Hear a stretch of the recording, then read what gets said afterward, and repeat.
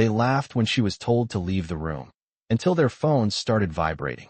In less than 60 seconds, a $900 million deal vanished, alliances shifted, and the people who thought they owned the night realized they had just challenged the one person who owned the power.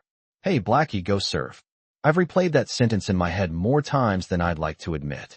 Not because of the insult itself. I've heard uglier. I've studied worse. But because of what followed. Because of what that one sentence revealed about power, about arrogance, and about the dangerous confidence of people who believe there will be no consequences.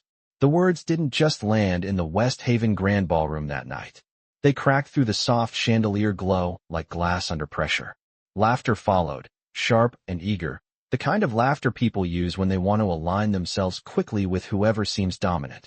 It rolled across polished marble, bounced off crystal glasses, and settled into the kind of silence that dares someone to respond. She didn't. And that's when I knew this was not going to unfold the way everyone expected. Before I take you deeper into this, welcome to BG Stories.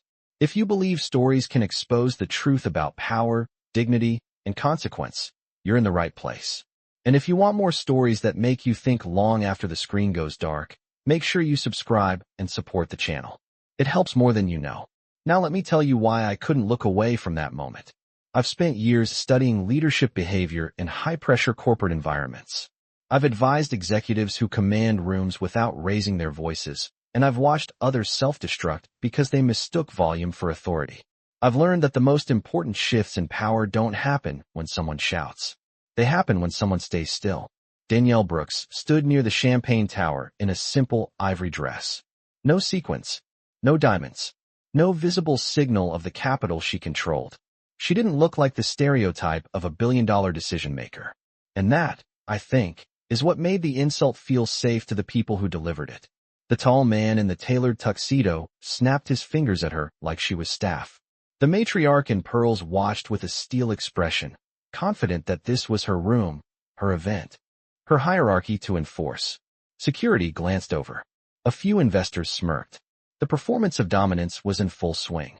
If you've never been in rooms like that, let me explain something uncomfortable.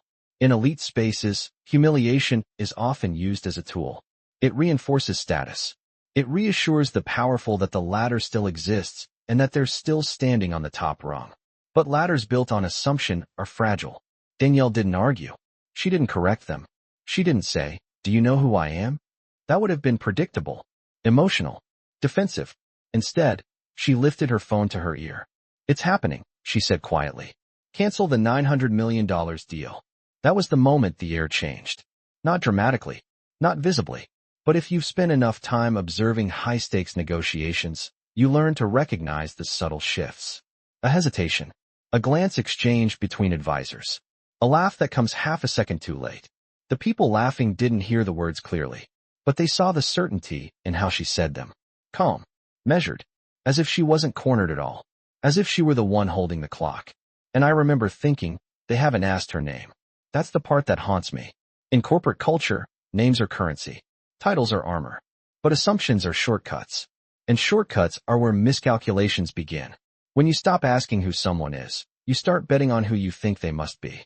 That night, the Whitmore family made a bet. They bet that silence meant weakness. They bet that composure meant compliance. They bet that power would look the way it always had in their world. They were wrong. What fascinated me wasn't just the insult. It was Danielle's refusal to rush. In a culture obsessed with immediate reaction, she chose timing. In a room built on social dominance, she shifted the battlefield to structural leverage. And I want you to stay with me through this story because what unfolded next wasn't emotional chaos. It was a controlled unraveling. A demonstration of how real authority operates when it walks into a room quietly and is mistaken for something smaller. This isn't just about revenge. It isn't even about humiliation. It's about what happens when the wrong person is underestimated in public. And by the end of this story, I promise you, you won't just remember the insult. You'll remember the cost. What happened next wasn't about the deal yet. It was about the anatomy of humiliation. If you've never studied how public humiliation works in elite environments, you might think it's impulsive, emotional, accidental. It isn't. It's structured. It has rhythm. It has witnesses. It has an audience. And that's what struck me as I watched the Whitmores lean into the moment. The tall man didn't just insult Danielle. He performed it. He snapped his fingers in front of others. He projected his voice just enough for nearby investors to hear. The matriarch didn't quietly question her credentials. She tore the pass from Danielle's wrist in plain view, the sound of paper ripping through the ballroom like punctuation. Those gestures weren't random. They were signals. Public humiliation in high-status rooms serves three purposes. First, it isolates the target. It draws a line between insider and outsider. Second, it recruits alignment. Laughter becomes a loyalty test. Silence becomes consent. Third, it reinforces hierarchy. It reassures everyone watching that the social order remains intact. I've seen this dynamic before. In boardrooms, at private equity dinners, at industry conferences where capital and ego mingle in equal proportions. Someone perceived as lower status is subtly diminished, and the room waits to see who laughs. That laugh is never just a reaction. It's a declaration. I belong with the powerful. The Whitmores believed they were protecting their space. That's what arrogance often looks like from the inside. Not cruelty, but entitlement disguised as etiquette. This event is for investors who matter, the matriarch said, loud enough for others to hear. That line wasn't meant for Danielle. It was meant for the crowd. It was branding. And here's the part one can't stop thinking about. Humiliation escalates when there's insecurity underneath it. If Danielle had truly seemed irrelevant, they could have ignored her, quietly verified her credentials, corrected a misunderstanding, moved on. But they didn't. They escalated. They accused. They summoned security. When someone moves that quickly to public removal, it tells me something deeper is happening. Confidence rarely needs spectacle. Spectacle appears when certainty is thin. Humiliation in these spaces is often a defensive maneuver. It says, we control who belongs. We define value. We decide who matters. But here's the dangerous flaw in that mindset. Once you humiliate someone publicly, you tie your credibility to your assumption. If you're right, the hierarchy stands. Reinforced. If you're wrong, the collapse is witnessed. And in an era where every room contains cameras, witnessed collapse spreads. I remember watching the security guard hesitate. That moment stayed with me. He wasn't sure. Something in Danielle's composure didn't match the narrative being constructed around her. And that hesitation was the first crack in the performance. Because humiliation requires confidence from the crowd. It requires the majority to believe the story being told. The second doubt enters the room, the performance weakens. And here's what makes this moment so instructive. While the Whitmores were investing energy in public dominance, Danielle was conserving leverage. She didn't try to win the crowd emotionally. She allowed them to overcommit. That's a dangerous thing to do in any negotiation. Overcommit publicly to a narrative you haven't verified. I've advised leaders who lost more from their assumptions than from their competitors. They weren't defeated by external threats. They were undone by misjudgment. That night, humiliation wasn't just an insult. It was a gamble, and they had just placed it in front of 200 witnesses. And that gamble might have paid off if she had reacted the way they expected. But she didn't. This is the part of the story that stays with me long after the headlines fade. The silence. Not passive silence. Not wounded silence. Strategic silence. I've worked with executives who crumble under public pressure because their ego demands immediate correction. The human instinct is powerful. When someone questions your legitimacy in front of others, your body floods with adrenaline. You want to respond. To clarify. To defend your identity before it hardens into rumor. Danielle chose none of that. She didn't argue about belonging. She didn't correct the assumptions in real time. She didn't even attempt to regain social footing inside the room. She shifted arenas. When she said, calmly, cancel the $900 million deal, it wasn't an emotional reaction. It was operational language. The kind of language you only use when you already understand the architecture behind the moment. That's what struck me. Most people think power is loud. I've learned it's often procedural. It sounds like instructions being carried out elsewhere. It sounds like movement happening in another room while everyone here is still debating optics. The Whitmores were still performing dominance. Danielle was activating leverage. There's a difference. I've sat in high-stakes negotiations where a single quiet sentence redirected entire transactions. No theatrics. No threats. Just a calm recalibration of capital. And the people who underestimated that calm usually realized too late that the decision had already been executed. Silence in those moments isn't weakness. It's containment. Danielle didn't need the room to believe her immediately. She needed time. She needed them to continue revealing themselves.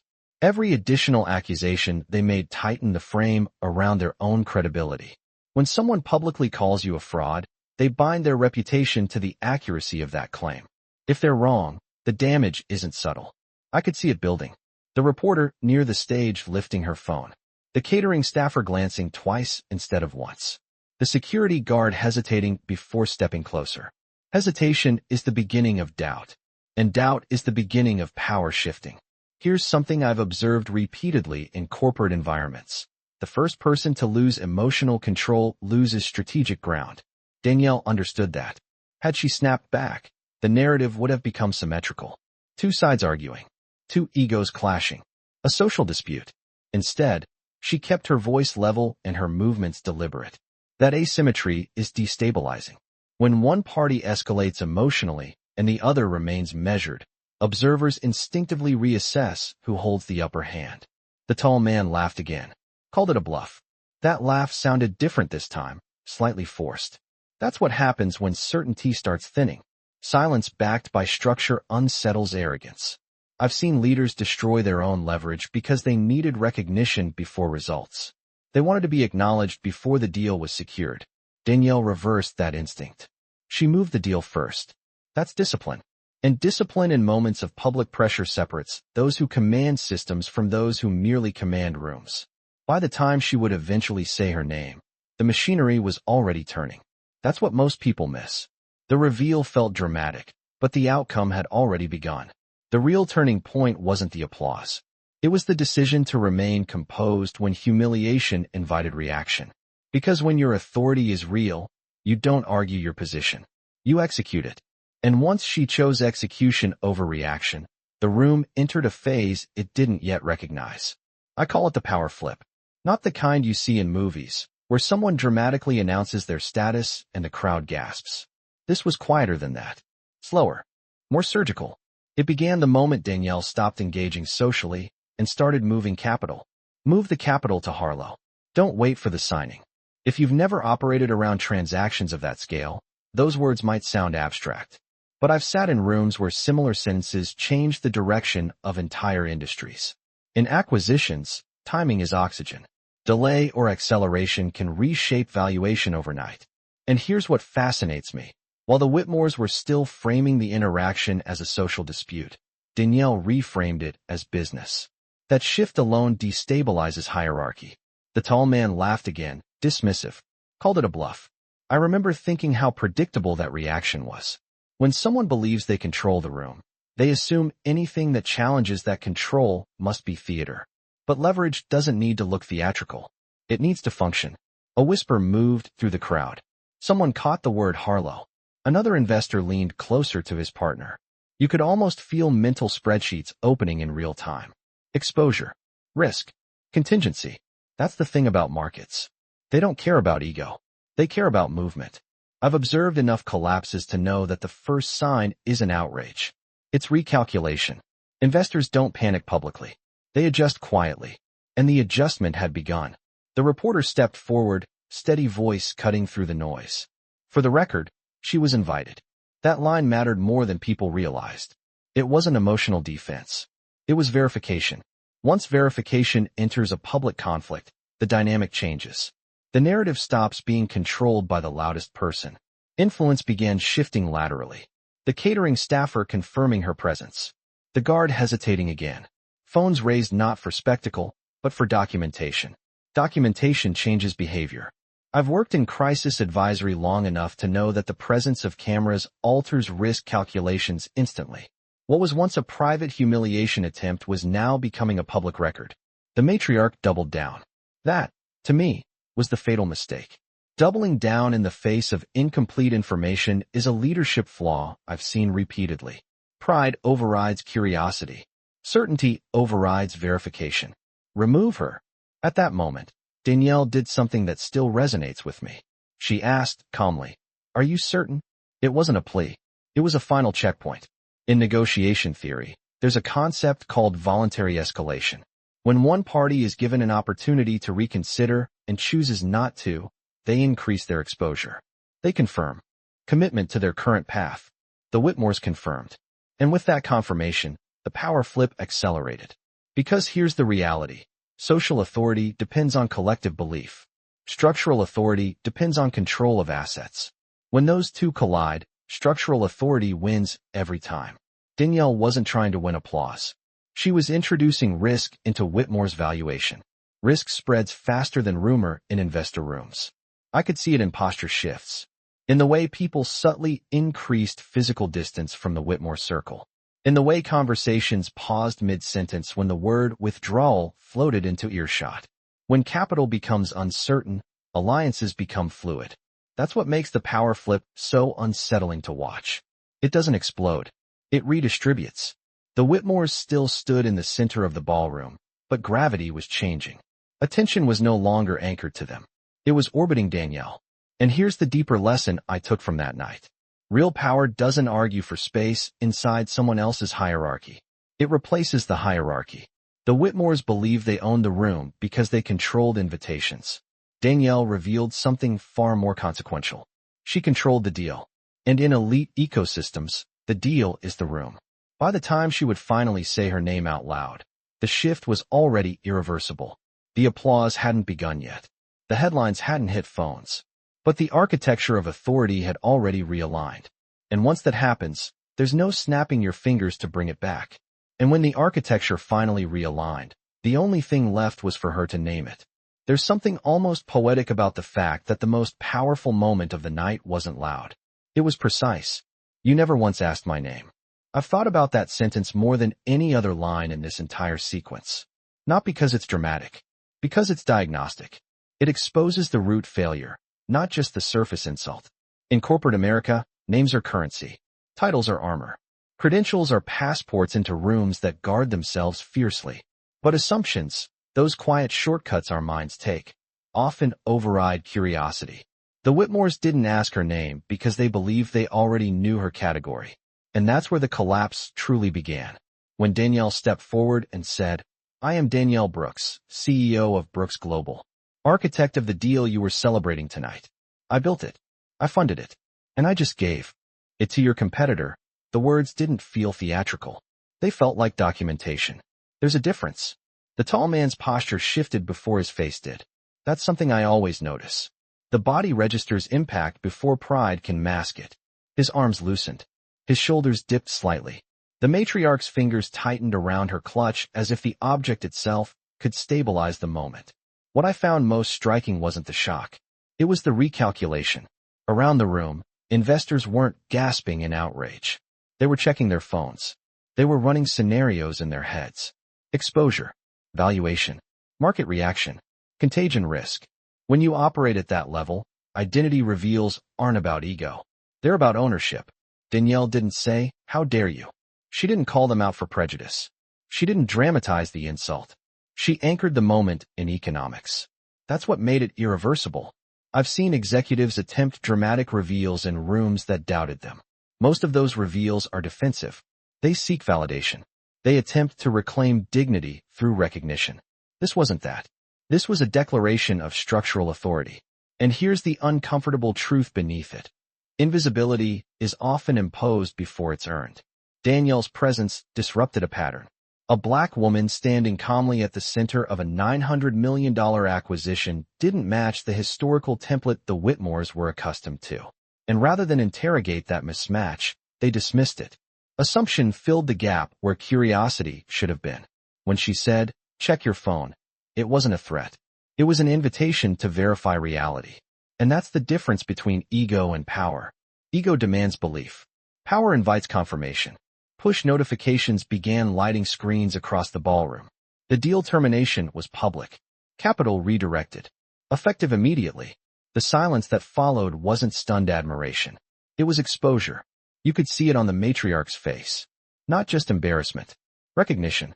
The recognition that her authority had been contingent on something fragile. Social dominance had met structural dominance. And structural dominance doesn't negotiate. What moved me most wasn't the applause that eventually rippled through the room. It was Danielle's restraint even then. She said, calmly, "I didn't need to raise my voice. You did the work for me." That line carries a leadership lesson I wish more people understood. When someone publicly reveals their character, you don't have to dismantle them. You let the visibility speak. I've watched leaders overplay their victory. In moments like that, they gloat. They linger. They turn correction into spectacle. Danielle didn't. She clarified. She corrected. She concluded. And as I stood there absorbing the shift, I realized something that still unsettles me. The most dangerous mistake in any high-stakes environment isn't underperformance. It's underestimation. Because underperformance can be fixed. Underestimation, once exposed, redefines credibility. The Whitmores thought they were expelling an intruder. Instead, they had just publicly challenged the person who owned the deal. And when ownership steps into clarity, hierarchy rearranges itself. Not with noise, with consequence. And once ownership was no longer a question, the consequences began to move faster than anyone in that room could control. What followed wasn't dramatic shouting or chaos. It was something far more unsettling.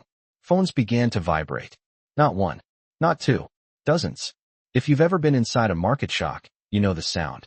It's not loud. It's persistent.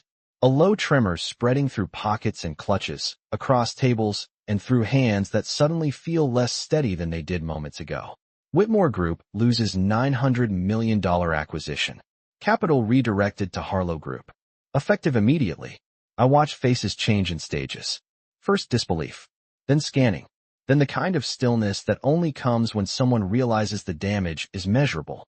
Humiliation bruises ego. Market movement injures valuation. And valuation is what keeps legacy alive. Investors began pulling slightly away from the Whitmore cluster. Not abruptly, not theatrically, just a few inches of physical space. But in rooms like that, inches speak. I've advised companies during public crises, and the earliest indicator of collapse is never yelling. It's distance. People protect themselves instinctively. They don't need instructions. They feel exposure and adjust. The tall man checked his phone again. The matriarch did the same. Their advisors moved closer, whispering urgently.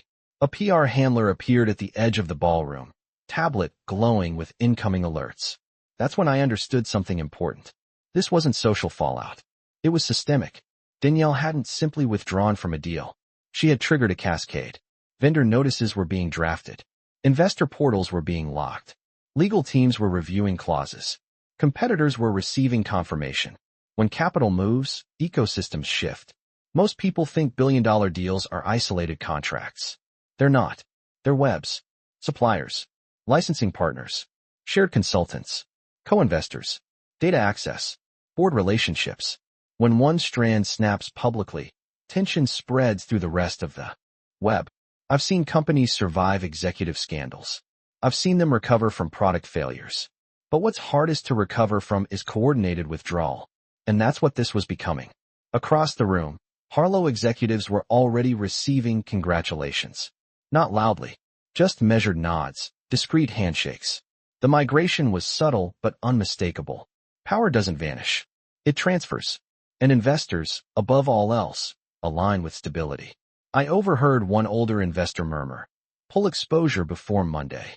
That sentence carries more weight than any insult ever could, because it signals confidence erosion. Confidence, once cracked publicly, demands structural repair. And structural repair takes time. The Whitmores weren't just dealing with embarrassment anymore. They were confronting contagion. Reputation risk spreads quickly in elite financial networks. No one wants to be the last to exit a declining position. I watched the quartet in the corner lower their bows, unsure whether to continue playing. The symbolism wasn't lost on me. The music had nowhere to land. This is something I've come to understand deeply. Markets are emotional, but they respond to signals, not sentiment. Danielle had sent a signal. Public misconduct carries economic consequence. By framing the termination as a governance decision, not a personal retaliation, she elevated the narrative beyond insult. She positioned it as values enforcement. That's strategic, because values, when embedded into policy, reshape behavior across networks. The Whitmores were still trying to negotiate perception in the room, but the room no longer mattered. The data did. Whitmore stock began to dip in after-hours trading. Analysts speculated. Commentators dissected. Online feeds carried clips from the gala. Documentation amplifies consequence. And here's what struck me most in that moment. Danielle wasn't celebrating.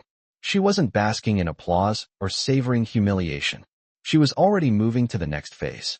That level of composure during another party's collapse requires something rare, emotional detachment from spectacle. I've watched leaders sabotage their own credibility by indulging in victory. They linger. They gloat. They overplay their hand. Danielle did none of that. She let the market speak. The Whitmores stood in the center of a ballroom that suddenly felt larger around them. Space opened where allies had been. Conversations relocated. Eyes avoided contact. Isolation is more damaging than criticism. Criticism invites defense. Isolation invites erosion. By the time guests began leaving in noticeable numbers, the collapse wasn't hypothetical anymore. It was operational. And as I stood there, absorbing the shift, I couldn't help thinking about how fragile assumed authority truly is. The Whitmores believed they owned that night because they controlled the invitation list. Danielle controlled the capital flow. And when capital flows redirect publicly, rooms rearrange themselves. Not with anger, with gravity. And yet, as dramatic as that ballroom collapse felt, I knew the real story would unfold the next morning. Because public reversals create headlines, but private decisions reshape industries. The following day, there were no chandeliers, no champagne towers, no murmuring investors in tuxedos. Just glass walls, a long walnut table, and market data glowing across a screen inside Brooks Global's headquarters. Whitmore stock was down sharply in early trading. I've been in rooms like that. Rooms where the adrenaline from the night before has burned off, and what remains is clarity. That's where leadership is tested. Not in front of applause, but in front of spreadsheets. Danielle sat at the head of the table. Rebecca, her chief of staff, had already compiled a full exposure map. Shared vendors, joint subcontractors, co-invested ventures, licensing overlaps, trademark pipelines. This is the part most people miss when they watch stories like this. They think the victory happened when the deal was canceled. It didn't. The real move was containment. If Danielle had stopped at the gala, Whitmore might have salvaged the situation. They could have reframed the narrative, issued statements, quietly renegotiated partnerships. Markets have short memories when damage isn't reinforced structurally. But Danielle wasn't interested in symbolic wins. She tightened the network. Shared vendors were offered alternative contracts. Investors with exposure to Whitmore were presented with lower-risk reallocations. Legal teams reviewed non-compete clauses and governance provisions. Access to internal investor systems was revoked. If you've never worked inside corporate ecosystems, let me explain what that means. It means oxygen is being regulated. Companies at that level don't operate alone. They exist within webs of dependency. Remove access. Redirect capital. Introduce compliance scrutiny. The competitive landscape shifts without a single raised voice. Jonathan Pierce from Harlow Group leaned back in his chair during that meeting and asked whether this was aggressive. Danielle's answer was simple. Necessary.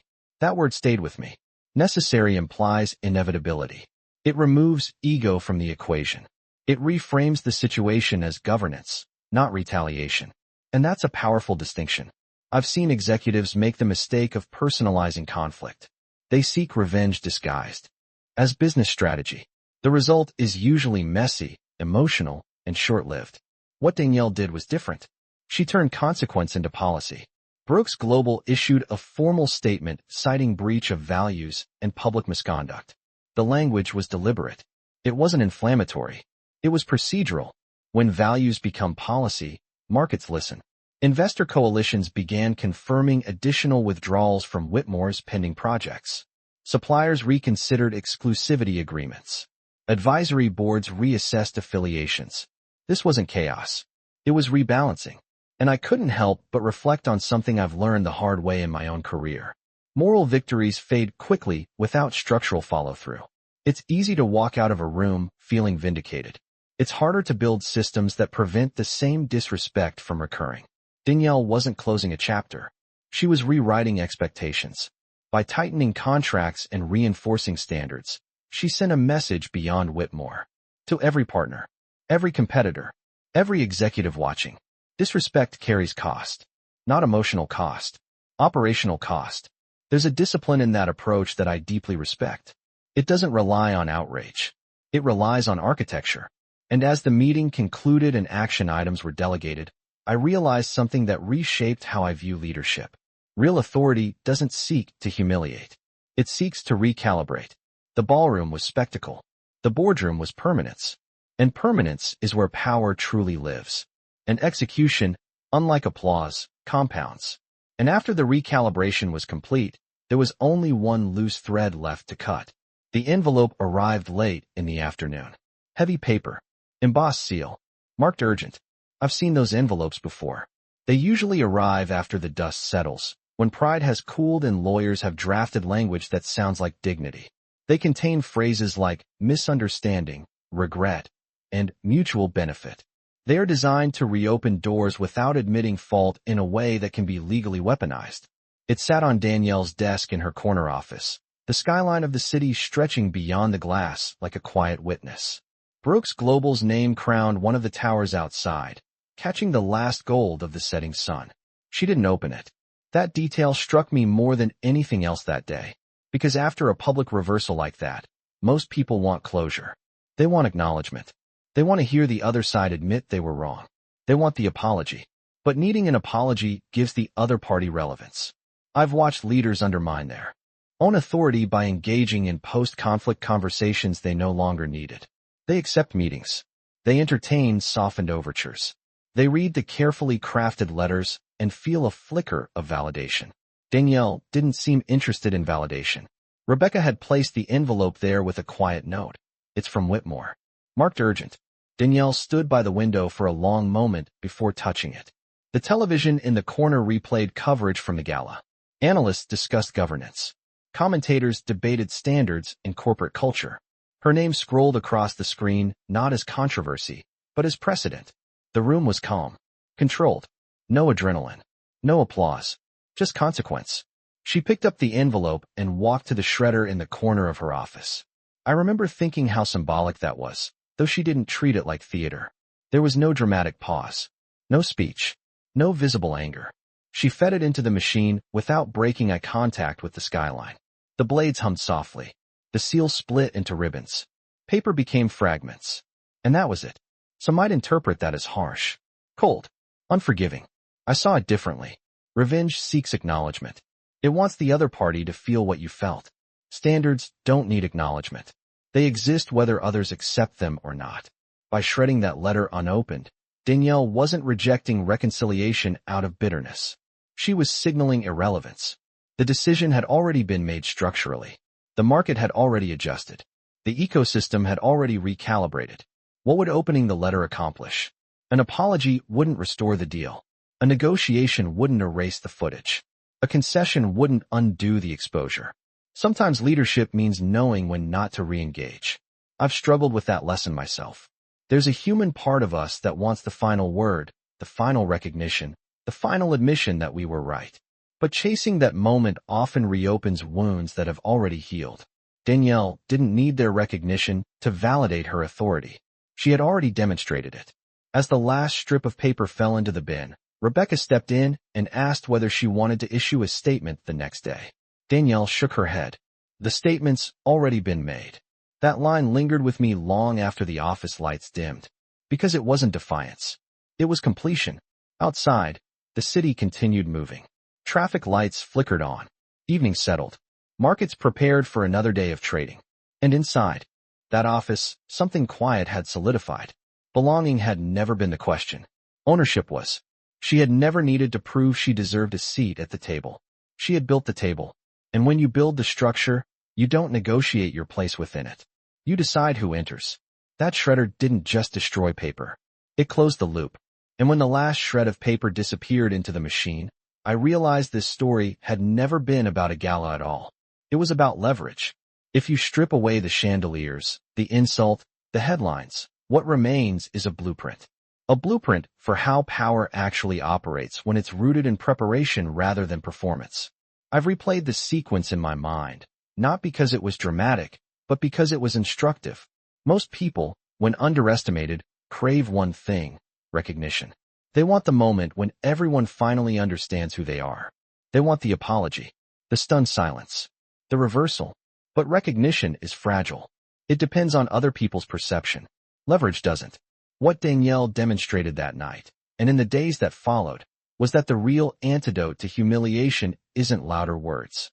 It's deeper infrastructure. Let me tell you what I believe this story is really teaching us. First, never reveal too soon.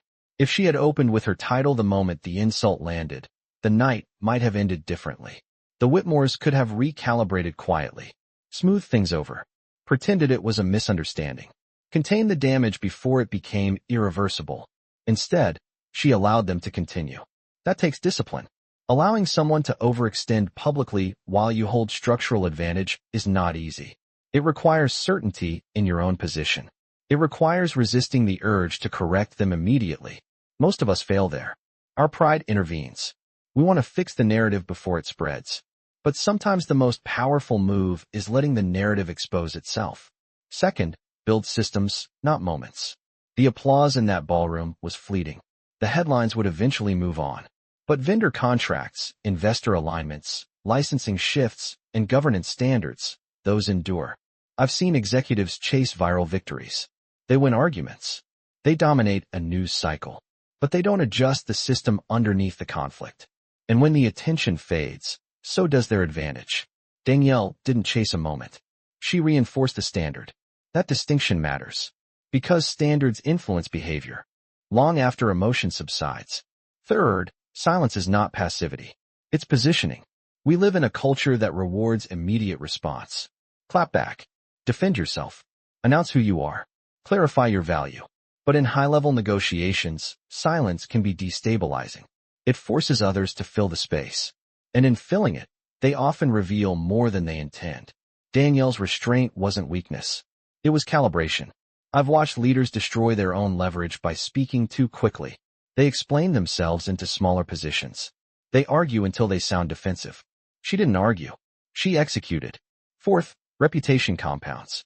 When Brooks Global framed determination as a governance decision rooted in values, it elevated the conversation. It wasn't framed as personal retaliation. It was framed as leadership.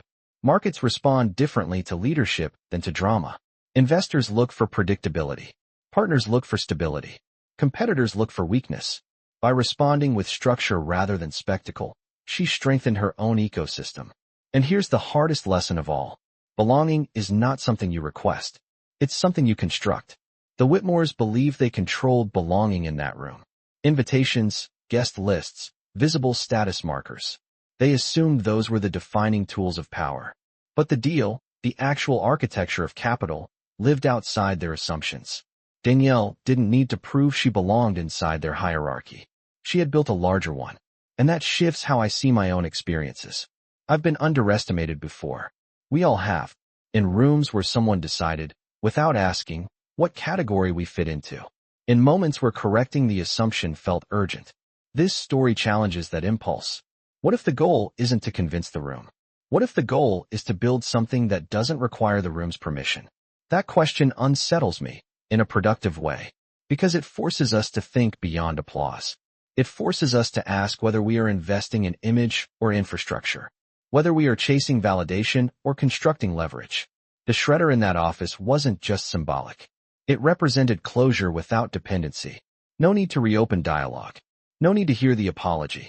No need to revisit the humiliation. The correction had already been made where it mattered. And if there's one thing I hope you carry with you after hearing this story, it's this. Power doesn't need to announce itself loudly. It needs to be positioned intelligently. It doesn't scramble to defend its identity. It operates from ownership.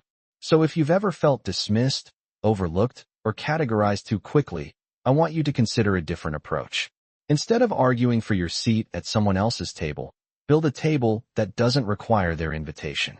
Instead of reacting to every slight, invest in systems that render the slight irrelevant. Instead of chasing recognition, construct leverage. Because when leverage is real, recognition follows naturally, and sometimes it isn't even necessary. That night in the ballroom, an insult echoed under crystal light. But what truly echoed beyond it was a lesson. Underestimation is expensive, and when the person you underestimate owns the structure beneath you, the cost compounds. Not with noise, with consequence. What stays with me most about this story isn't the insult or even the public reversal. It's the discipline, the restraint, the long game. Danielle didn't win because she had a sharper comeback. She won because she had already built something no one in that room could see. When she was underestimated, she didn't argue for recognition. She activated structure. When she was humiliated, she didn't chase validation. She enforced standards. And when the apology came, she didn't need to read it. The correction had already been made where it mattered most. That's the deeper truth here. Power that depends on perception is fragile. Power that rests on preparation is durable. Most of us will never stand in a ballroom negotiating a $900 million deal. But we will stand in rooms where we are misjudged. We will face moments where someone assumes we are smaller than we are. And in those moments, the temptation is always the same. Defend yourself immediately. Prove your worth. Correct the narrative. This story offers another path. Instead of reacting, prepare. Instead of seeking applause, build leverage. Instead of fighting for a seat at someone else's table, invest your time in building competence, credibility, and systems that speak long before you have to. In practical terms, that means sharpening your skills even when no one is watching. It means understanding the structure of your industry so deeply that you know where the real levers are. It means managing your emotions when challenged publicly, because emotional discipline is often the difference between short-term satisfaction and long-term advantage. And perhaps most importantly, it means remembering that belonging is not something granted by approval. It is established by ownership of your craft, your standards, your integrity. So here's a simple question for you. Have you ever been underestimated in a room? And how did you respond? I'd genuinely love to hear your perspective. Please share your experience in the comments so we can all learn from each other's journeys. And if stories like this make you think differently about power, dignity, and strategy, consider subscribing to the channel to support more content like this. Your support keeps these conversations going.